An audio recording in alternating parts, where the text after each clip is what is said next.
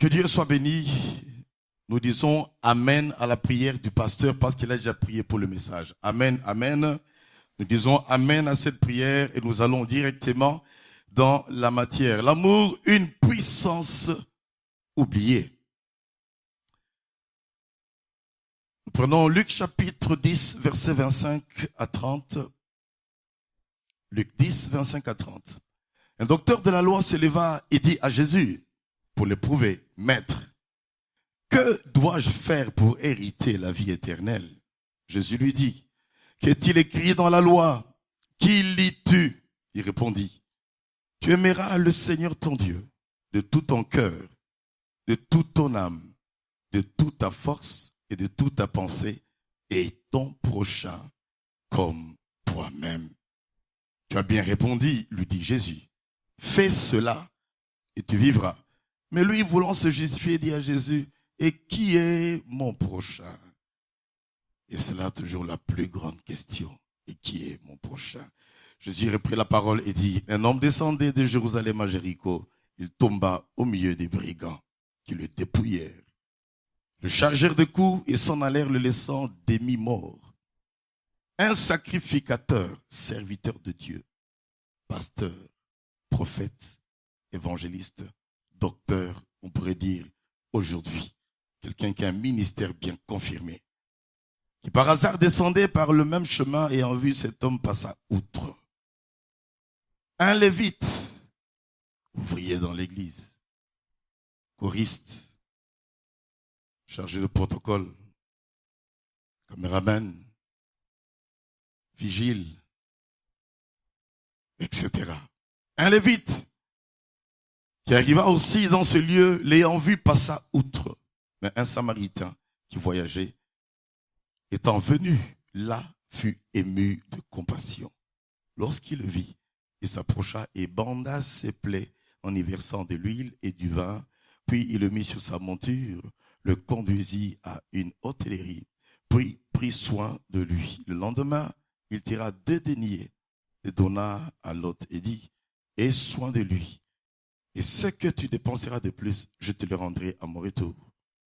Lequel de ces 3 te semble avoir été le prochain?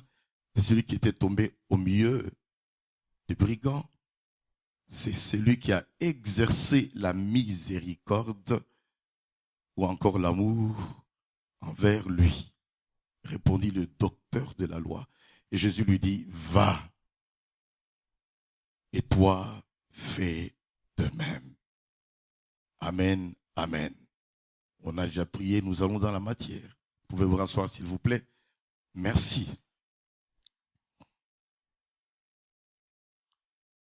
Dans un premier temps, je voudrais que nous puissions de prime abord relever quelques vérités concernant l'amour.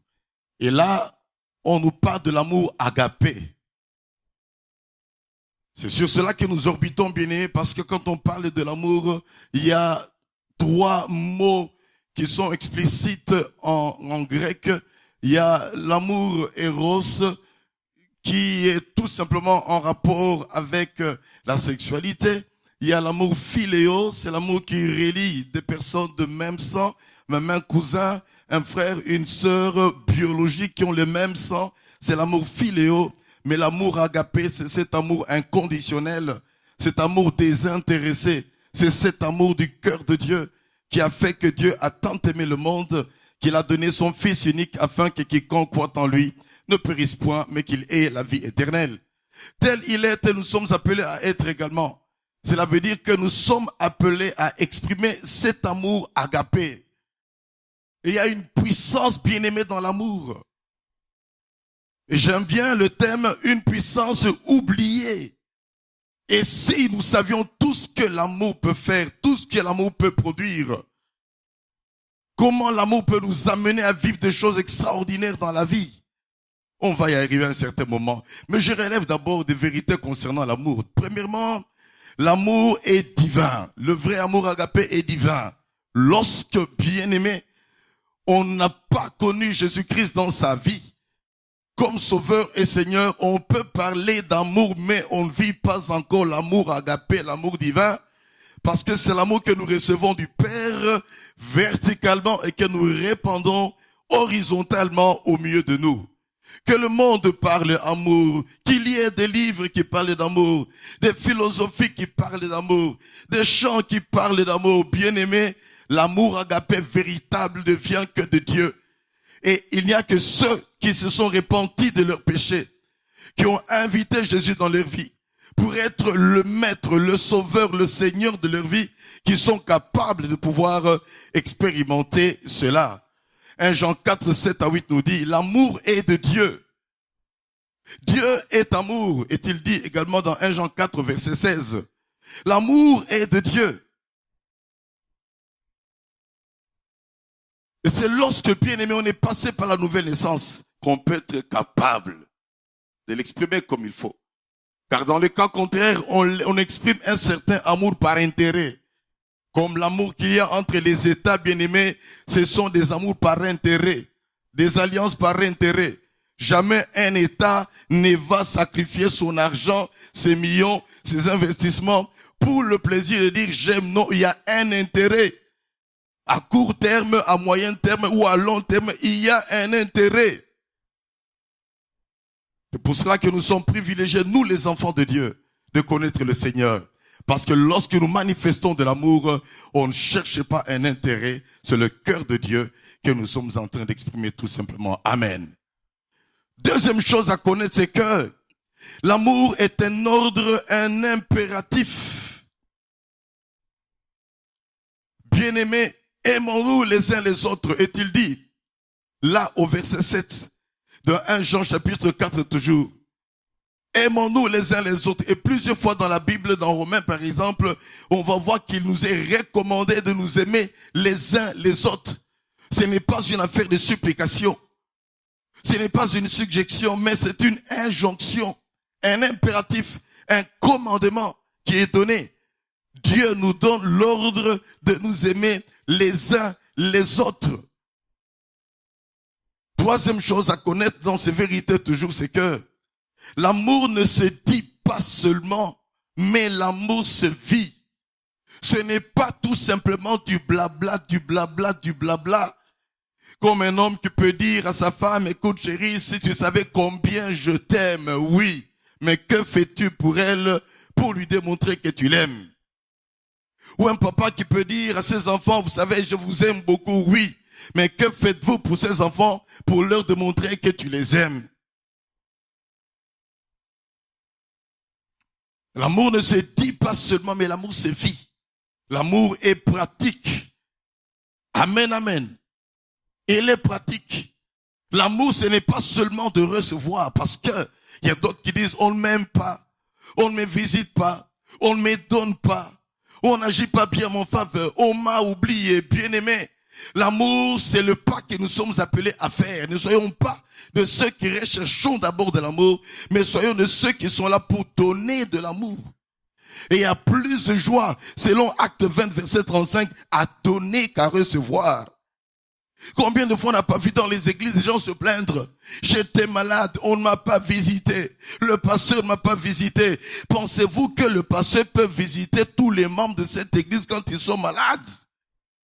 C'est pour cela que nous avons des collaborateurs, nous avons des assistants, nous avons des anciens qui peuvent aller à notre place nous représenter. Pensez-vous que le pasteur peut aller dans tous les deuils et aller dans tous les enterrements avec toutes les charges que nous avons? Lorsqu'une église a encore 20 membres, 50, 100 membres, 200, 300 membres, on peut encore se bouger. Mais avec le temps, bien aimé, l'œuvre de Dieu qui grandit, il y a beaucoup de choses qui arrivent parce que grande église veut dire également qu'il peut y avoir beaucoup de problèmes et il peut y avoir aussi beaucoup de bénédictions. On va t'inviter par-ci, c'est mon anniversaire, pasteur, tu n'es pas venu. On va t'inviter par là. Écoutez, bon, ma fille se marie, tu n'es pas venu, mais on ne sait pas se couper en quatre, on n'est pas omniprésent.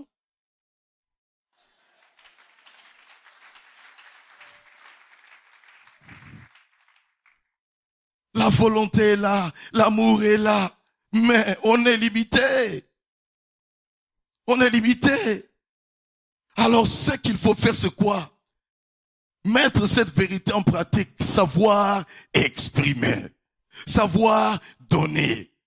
Et quand maintenant toi tu reçois cet amour, que tu reçois cela comme une surprise, une bénédiction de Dieu tout simplement. Amen, amen. Je n'ai pas à réclamer de l'amour. Je n'ai pas à réclamer, achetez-moi de nouvelles vestes. Je n'ai pas à réclamer, mais moi Seigneur, je dis Seigneur, que veux-tu que je fasse? Tu me montres la situation de cette personne. Que veux-tu que je fasse? Des fois Dieu peut dire, écoute, prends en charge les études de telle personne qui fait la faculté. Des fois, Dieu peut dire, prends cette belle chaussure qu'on t'a donnée là, donne à cette personne. Nous écoutons la voix de Dieu et nous agissons. Amen, amen. Bien-aimé, l'amour, c'est exprimer cela. Et pas seulement être prêt à recevoir, chercher seulement à recevoir. Non. Soyons prêts d'abord à donner.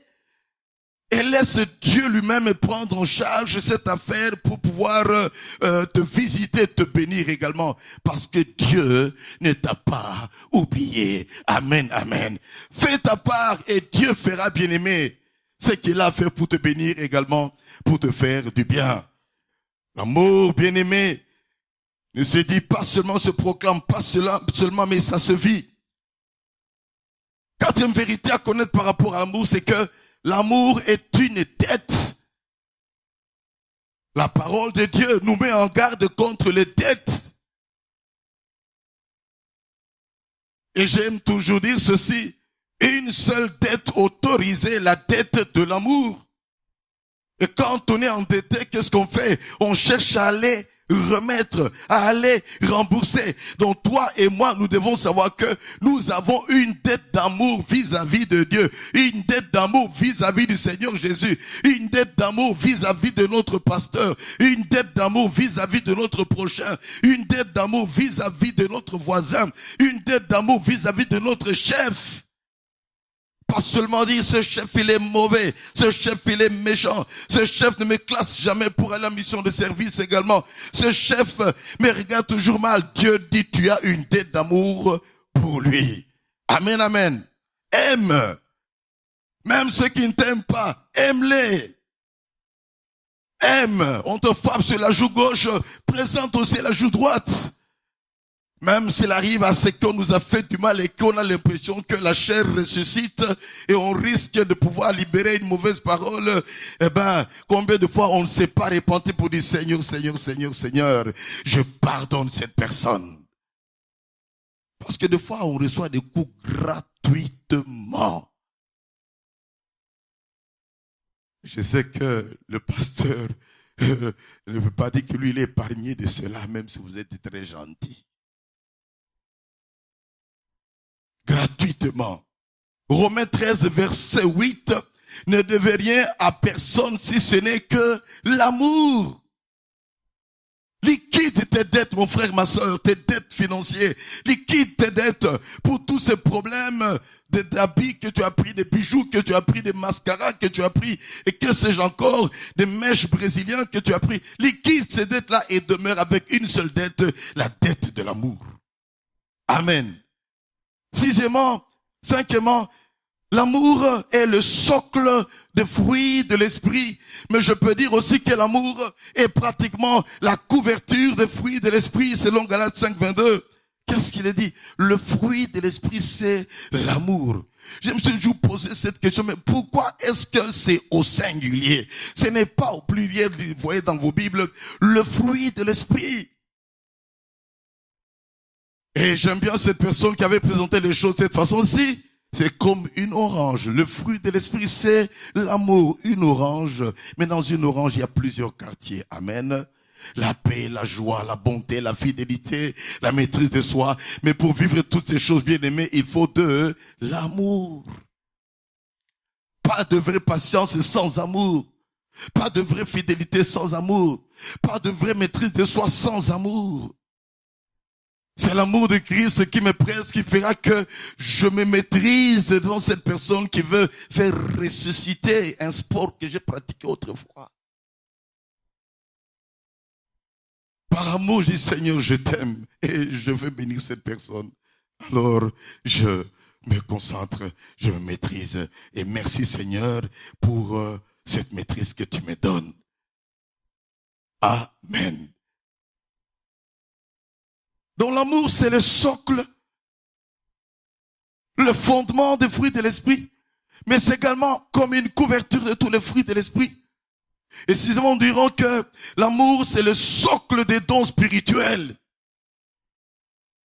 J'avais connu un événement triste à l'école biblique il y a près de 35 ans, où un ami, alors que j'étais dans la petite équipe des responsables francophones à l'école biblique, je sors de la réunion et il vient me poser des questions. Mais écoutez, Jean-Claude Safari, qu'est-ce que vous avez dit dans votre comité là? Je lui dis, mais écoutez, les résolutions du comité ne peuvent pas être divulguées. Ce n'est pas à moi de les dire, nous avons des responsables qui vont les dire. Oh là là, qu'est-ce qu'il m'a ramassé? Voilà, celui-là, il se prend pour un sage. Écoute, tu n'as qu'à rentrer chez toi là-bas en Afrique. Je l'ai regardé, j'ai mal réagi. Le soir, je suis allé lui demander pardon. Il dit, écoute, nous sommes là pour apprendre. On est dans une école biblique. Je te demande pardon pour ma réaction. Parce qu'en effet, lui, il aimait corriger le professeur. Il lui avait dit, toi là, tu te prends pour le professeur des professeurs. Si c'est pas des fois t'asseoir et puis écouter tout simplement. Arrête un peu là, dis, c'est quoi ça? J'ai eu mal au cœur. Mais cet homme, il prophétisait. Il avait une connaissance de la parole de Dieu. Tout un était étudiant. Prophétie, waouh! Il sortait des prophéties. Il sortait des paroles de connaissance. Mais, conflit avec tout le monde. Et même, malheureusement, on n'entend pas parler de lui par rapport au ministère. Bien-aimé, quand j'aurai à prophétiser, à parler en langue, quand j'aurai à pouvoir guérir les malades, quand j'aurai la foi jusqu'à transporter les montagnes, si je n'ai pas de l'amour, je ne suis rien. Une cymbale qui retentit, tout simplement. C'est pour cela, bien-aimé, tu as des dons spirituels, essaie de t'examiner. Est-ce que tu as aussi le fruit de l'esprit? Sinon, tu peux bien manifester un don spirituel, même si un miracle se passait. Les gens diront, oh, on ne sait pas d'où ça vient ça finalement. Comment est-ce que le même Dieu peut donner à quelqu'un un don puissant comme ça, mais entre-temps, il n'y a pas d'amour dans son cœur? Et c'est ça qui fait que des fois, les gens se moquent des chrétiens. Ils disent, mais écoutez, on les voit, ils sont en train de prophétiser. Ils sont en train d'opérer des miracles, en train de faire des grandes choses, mais on ne sent pas de l'amour en eux. Ils sont entre-temps arrogants. Est-ce que le même esprit, bien-aimé, ou la même source peut donner de l'eau salée et de l'eau pure également? Est-ce que le même esprit peut nous donner de manifester les œuvres de Dieu et les œuvres du diable également? Que Dieu nous aide. L'amour, c'est le socle des dons spirituels. C'est ainsi que vous voyez dans 1 Corinthiens 12, on nous présente les 9 dons spirituels. On transite, bien aimé, par 1 Corinthiens 13, où on veut nous dire, attention, n'allez pas loin, s'il n'y a pas de l'amour en vous. Et dans 1 Corinthiens 14, maintenant, on nous présente, bien aimé, la manifestation des dons spirituels, avec un accent particulièrement sur le parler en langue et la prophétie. Mais c'est déjà suffisant pour nous dire que n'importe quel don qu'on va utiliser sans amour, on est en train de se moquer de Dieu. Et n'oublions pas que la Bible dit ceci. En ce jour-là, certains diront, n'est-ce pas en ton nom que j'ai chassé les démons? N'est-ce pas en ton nom que j'ai guéri les malades? N'est-ce pas en ton nom que j'ai fait ceci, j'ai fait cela? Et il sera dit à certains, allez loin de moi, je ne vous ai jamais point connu. L'amour a la suprématie sur la foi et l'espérance.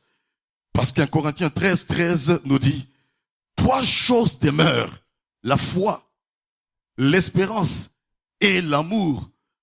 Mais la plus grande de ces choses, c'est l'amour. Alors, recherchons l'amour, manifestons de l'amour, vivons bien-aimés dans l'amour. Soyons des hommes, des femmes qui aimons Dieu et qui aimons notre prochain également. Le docteur de la loi, il est allé tenter Jésus. Que faut-il faire pour entrer dans le royaume de Dieu? qu'est-il écrit dans la loi? Tu aimeras le Seigneur ton Dieu et tu aimeras ton prochain comme toi-même. Et qui est mon prochain? Cette histoire ici, bien-aimée, nous montre très bien que cet homme qui descendait de Jérusalem à Jéricho, celui-là c'est un juif. Il est battu, mais son propre frère, sacrificateur, serviteur, il passe par là, passe outre, ne fait absolument rien. Lévite, un ouvrier qui passe par là, ne fait rien. Mais le Samaritain, alors qu'il y avait cacophonie entre Samaritains et Juifs, ils ne s'entendaient pas. Ils étaient à couteau tiré. Ce qui fait que même Jésus, quand il parlait avec une femme samaritaine, ils étaient étonnés comment est-ce qu'il peut parler avec une femme samaritaine. Mais c'est un Samaritain qui s'est arrêté.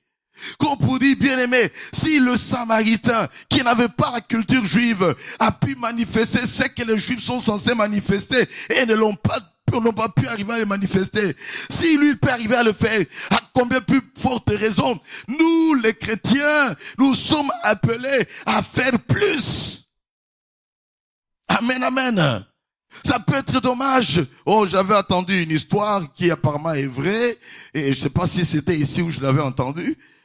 Je crois que vous connaissez cela. S'il faut revenir à cela, peut-être qu'on va le couper lorsqu'on va faire la reproduction de cet homme de Dieu, puisqu'il a dit lui-même publiquement, je crois que c'est ici, j'avais entendu ça, ou ailleurs, et voilà, dans un avion, et on dit, écoute, monsieur, on n'a pas de repas pour toi, si tu peux accepter le repas normal, bien que tu y es en business class, on n'a pas assez, et monsieur qui s'emballe, c'est pas possible, j'ai payé pour le business, manger un repas, ça je ne peux pas, et finalement, c'est quelqu'un qui apparemment n'est pas tellement plongé dans la prière, musicien de surcroît, et qui va dire, moi, donnez-moi ce repas-là. Il est également là dans le business class.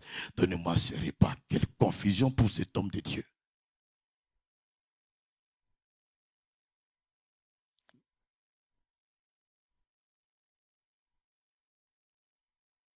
L'amour de Dieu et l'amour pour les autres devraient nous conduire quelquefois à oublier nos petits intérêts. Amen, amen. Il semble que finalement, après cet échange des repas, il n'a plus mangé ce repas-là. Parce qu'il a vu que je suis serviteur, ce que je fais là, c'est un manque d'amour. L'amour. C'est par l'amour de Dieu que nous avons eu le salut. Qui parmi nous a mérité le salut? Si on devait scanner la vie de chacun parmi nous, tout ce que tu faisais avant de connaître le Seigneur, personnellement, si on doit exposer ma vie passée ici, tout ce que j'ai pu faire, bien aimé, en 5 ans de mondanité à fond, je crois que je vais demander qu'on puisse cacher ma tête avec une grosse robe noire et que je sorte. Mais Jésus a tourné la page. Jésus a effacé. Dieu m'a aimé. Dieu t'a aimé. Dieu t'a pardonné. Dieu m'a pardonné. Dieu m'a lavé. Par amour. Qu'avais-je de particulier à lui donner? Rien. Mais il a dit, je t'aime, Safari. Je t'aime, Joseph. Oh, mais je ne mérite pas cet amour. Oui, tu ne le mérites pas. Mais je t'aime. Je veux que tu sois mon enfant.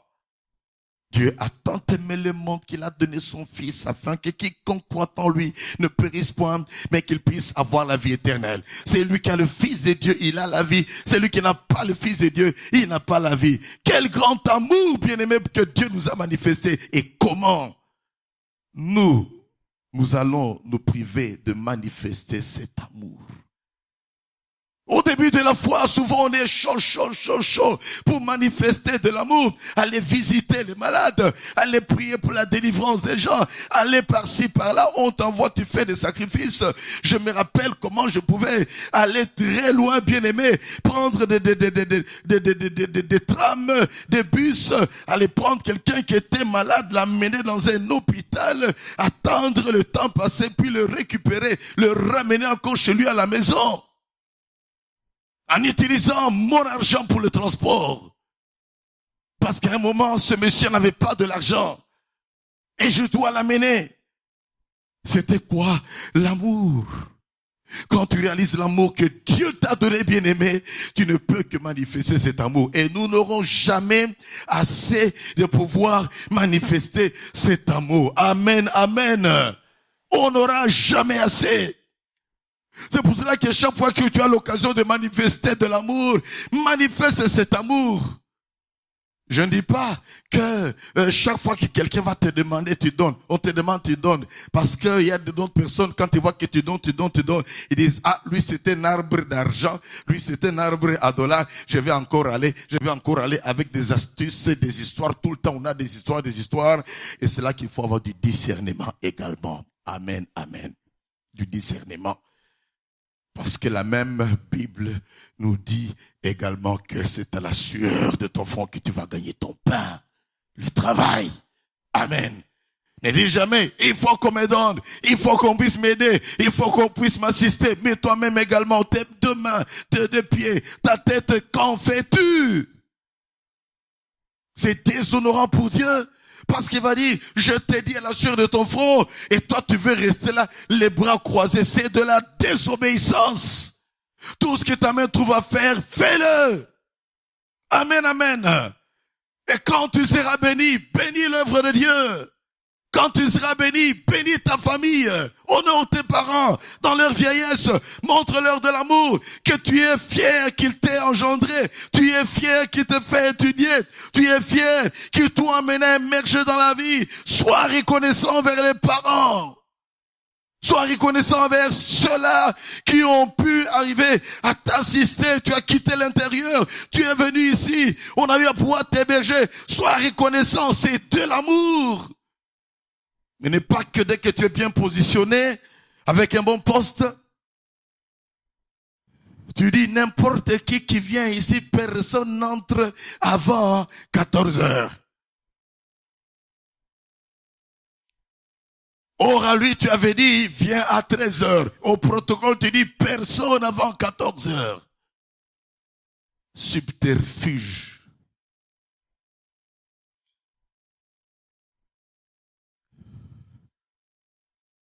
L'amour, c'est aussi savoir reconnaître cela que Dieu a utilisé comme tremplin de propulsion dans ta vie. Amen, amen. Trois choses demeurent, la foi, l'espérance et l'amour. Mais la plus grande de ces choses, c'est l'amour. L'amour, une puissance oubliée.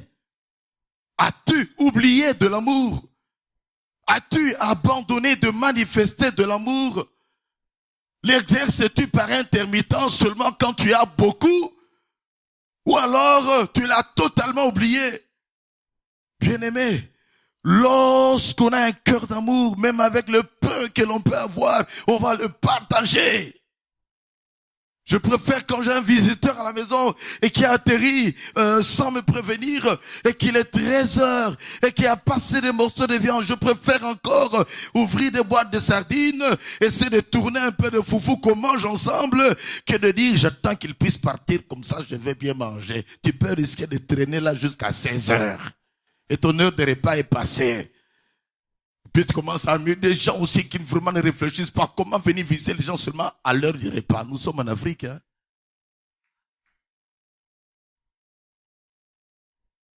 Je ne vous encourage pas, bien sûr, à faire cela. Mais, par incidence ou par accident, que dirais-je, ça peut arriver que quelqu'un a une panne de voiture juste à côté de chez toi.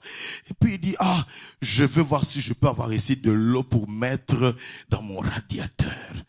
Eh ben, tu le fais entrer, le repas est là, manger, partager, c'est ça l'amour. Et c'est comme ça que Dieu quelquefois nous teste. Tu dis, Seigneur, donne-moi de l'amour. Seigneur, donne-moi de l'amour. Seigneur, donne-moi de l'amour. Crois-moi, quand tu as prié comme ça, l'examen va venir. L'examen va venir. Donne-moi de la patience, l'examen va venir. C'est pour ça, dans une ambassade là, 13 heures, on dit, écoute monsieur, est-ce que tu peux revenir demain? Ah, mais c'est toujours comme ça, je comprends pas, c'est quoi ça? Tu as demandé la patience, sois patient. Tu as demandé la maîtrise de soi. Eh ben, c'est l'examen que Dieu te donne. Amen. Dis à ton voisin, il y a toujours un examen pour vivre le fruit de l'esprit.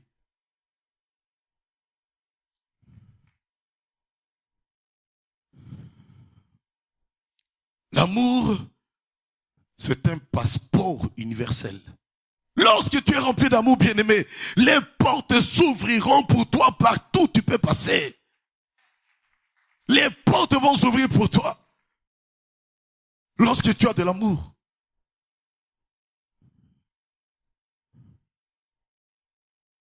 Lorsque tu as de l'amour, ça peut générer des bénédictions dans ta vie.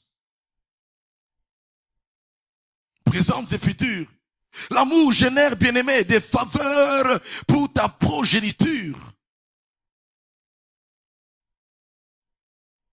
Je me rappelle un jour, j'avais perdu un passeport. C'est un ami à papa qui m'avait aidé. Parce que papa aimait manifester de l'amour.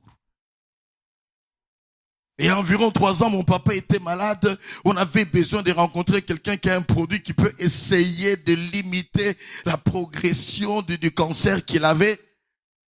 Et on m'a dit, il faut rencontrer telle personne. Mais pour voir telle personne, il n'y avait qu'une personne autre qu'il fallait. Oh, cette même personne, c'est la personne qui m'avait aidé pour le passeport.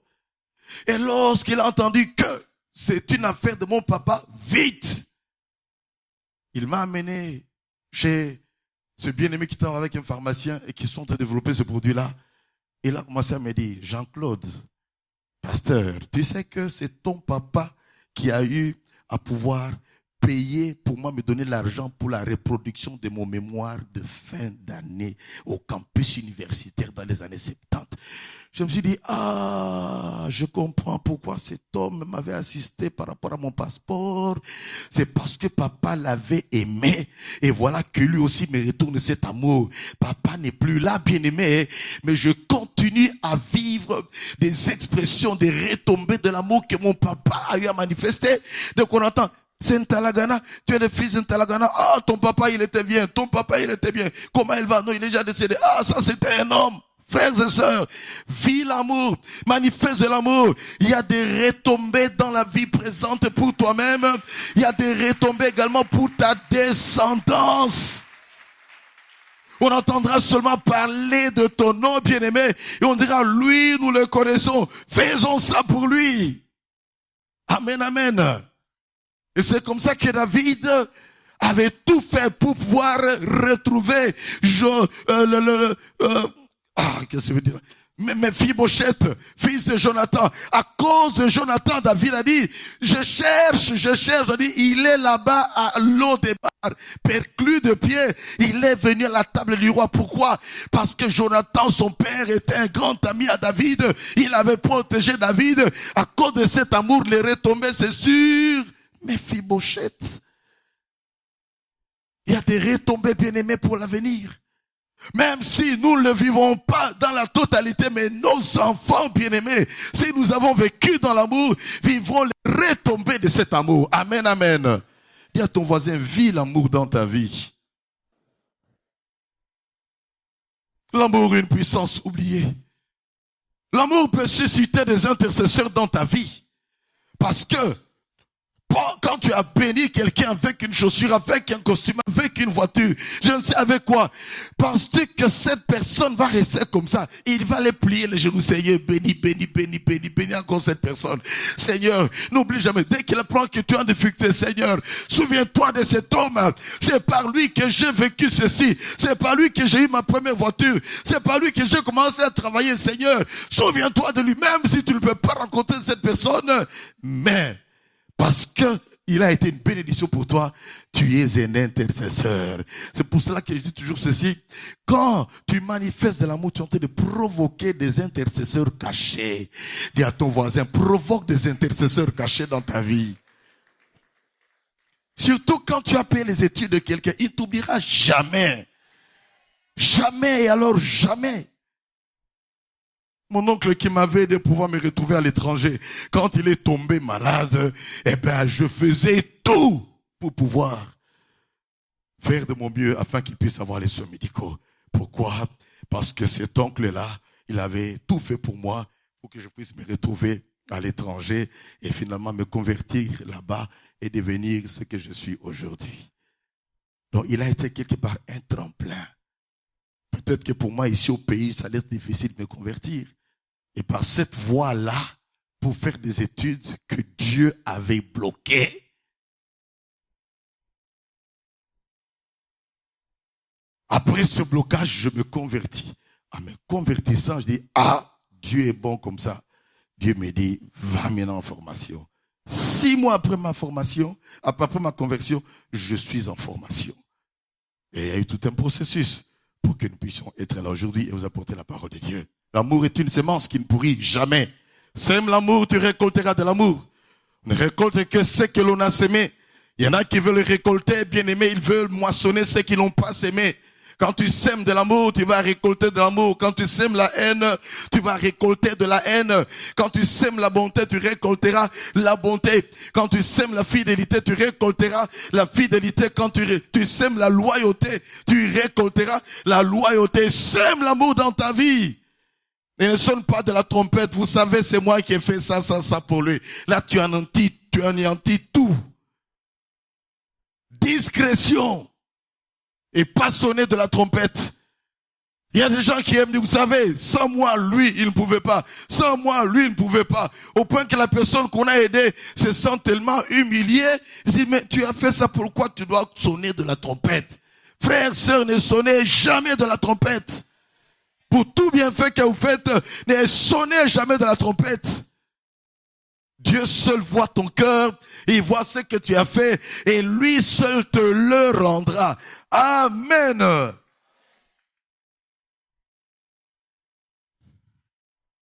Qu'est-ce qui peut faire que l'amour devient oublié? Premièrement, la perte de son premier amour, qu'on le veuille ou pas. La perte de son premier amour pour notre Dieu. Aime Dieu de tout ton cœur. C'est le premier et le plus grand commandement de la loi. Et voici un deuxième, et tu aimeras ton prochain comme toi-même. Tu ne peux pas aimer ton prochain si tu n'aimes pas Dieu. Plus tu aimeras Dieu, plus tu aimeras ton prochain. Mais lorsque tu t'éloignes de Dieu, tu coupes carrément cette coulée d'amour qui vient de Dieu. Tu n'en es plus bénéficiaire et tu ne sauras rien transmettre parce qu'on donne que ce que l'on a reçu. C'est pour cela que j'aime toujours dire ceci. Plus j'aime mon Dieu, plus j'aime mon prochain.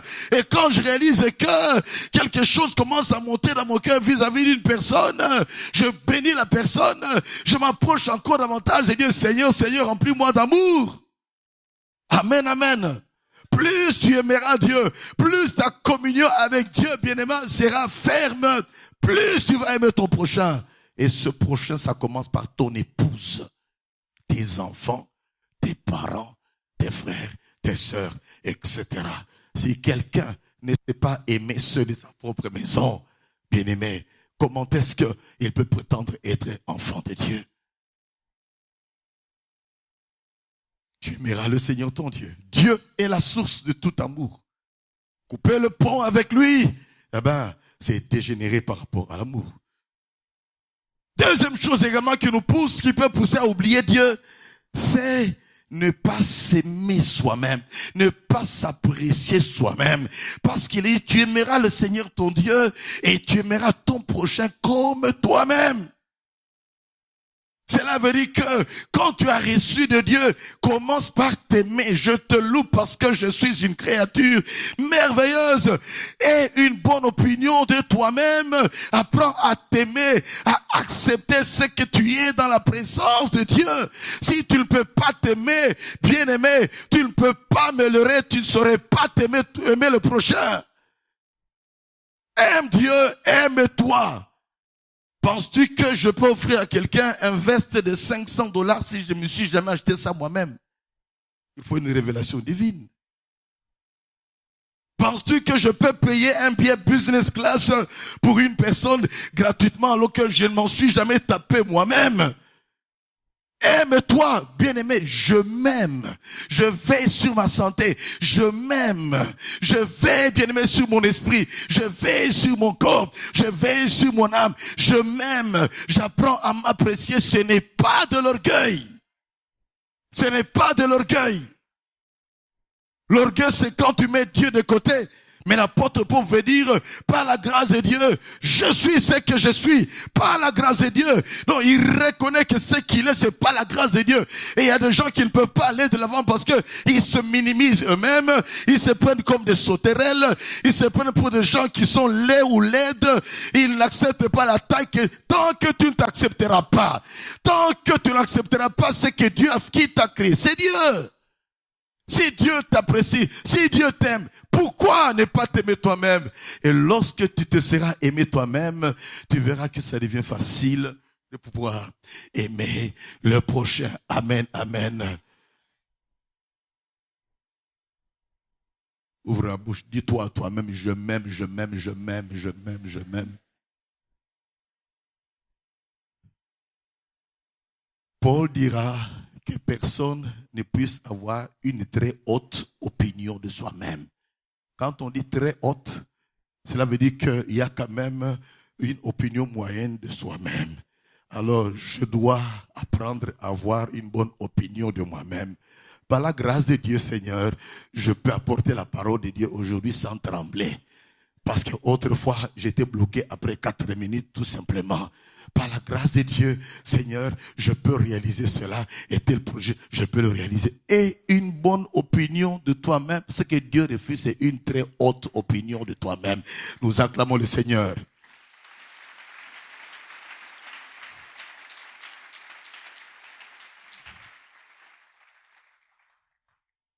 Rapidement.